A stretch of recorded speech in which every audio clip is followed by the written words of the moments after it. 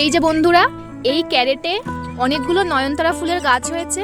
তার মধ্যে থেকে একটা গাছ আমি তুলে নেব। এই গাছটা তুলে নিলাম এখান থেকে। এই গাছটাকে এবার আমরা ছোট্ট একটা কালো গ্রো ব্যাগে পুঁতে দেব। এই যে নয়নতারা ফুলের গাছটা এই ছোট কালো রঙের গ্রো ব্যাগের মধ্যে লাগিয়ে নেব।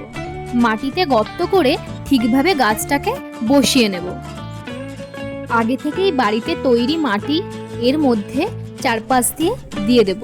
আর একটু মাটি দিয়ে দেবো গাছের গোড়ায়। পাশ থেকে একটু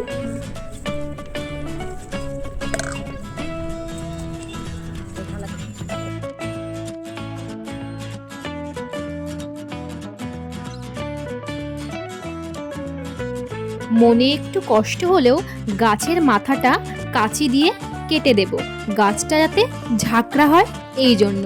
এবার পরিমাণ মতো জল গাছে দিয়ে দেব।